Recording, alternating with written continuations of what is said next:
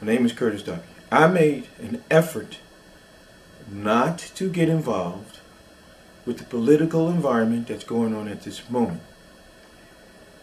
And it has been a very difficult thing for me to do, not to express how I feel about what's happening now in this country and the state of mind that people here in this country are in, which is a sense of hopelessness.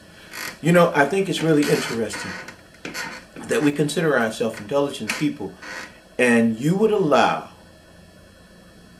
an individual or individuals to tell you things that you know are not true, and that you tend to believe it just because it's on television. And this is what's happening to our children too. They're taking that same behavior that we, if it's in the paper, if it's in a book, if it's on television, even if your senses, your eyes, your ears, and your environment tells you that what you are seeing on television or reading in this paper is incorrect, you still have a need to believe it.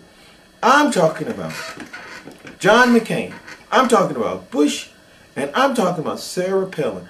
How, first of all, how could Americans allow an individual like Bush to be president for 8 years? Here's a guy who cannot even complete a sentence or could not even make a complete thought without making errors in what he says or in relationship to what he's saying. And maybe this is the reason why the yardstick or the stick that we're using to measure Sarah Palin is defective, because we have a president who's an idiot, and now to have a vice president who appears to be not ready. No, let me rephrase that. Who is certainly not ready to hold any office of this magnitude, to run our country, to go to other countries and represent us as an idiot. Joe Sixpack and all that googly nonsense. That's the same stuff you hear in The Simpsons from his neighbor. Tell me you went to college. Tell me you got an education. You know, when you look at the individuals, and you might ask, because I'm moving away from what I'm talking about, you might ask, am I a Democrat or a Republican or an independent? Listen, I'm for whatever makes this country better, whatever helps the people who are here every day trying to make ends meet. I'm for anyone who is sincere and serious about helping us become a better nation. That's sure not Bush, McCain, or Sarah Palin. You listen to the way these people talk. You know, no one has confronted these individuals who have made smear campaigns from almost day one to trying and saying anything besides that Obama is a black man. You know, they've done everything. They've said that he's connected with terrorists. They said he was a Muslim. And, you know, there are people in this country, I don't believe it. There are people in this country who believe this stuff. I wonder, where do they live? Under rocks or in caves? This is madness. I said, if you even look at Clinton, you know, people didn't like Clinton because of his lifestyle. That has nothing to do with him being a president, governing this country, and keeping us afloat in this sea of international madness. But he did a good job. He did a good job. He paid attention to the schools. He paid attention to the neighborhood. He paid attention to the individual. He tried to help. His wife tried to help, Hillary Clinton. You know, and this is madness that we have these three people up here that I'm thinking about, these Republicans. And it's not because they're Republican. It's just the frame of reference. No, let me change that. It's the thought process that they use to come to a conclusion. They are mad. This guy, McCain, will take us so far into a war situation with everybody. I mean, from Iraq to Iran to Pakistan and to China to South Korea. If we want to get in trouble, put him in office. What will Sarah Palin bring to her post? Nothing.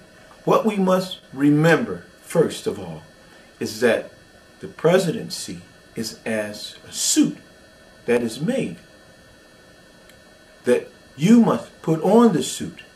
You can wear different color socks and different shoes and a different shirt and a different tie. But the suit that you wear is already made. So for any of these individuals to say that they're going to go into this concept of being a president and going to change the concept of what a president is, this has been a standing position or post, and they will have to fit the post. And so that's the reality aspect. I'm telling you this.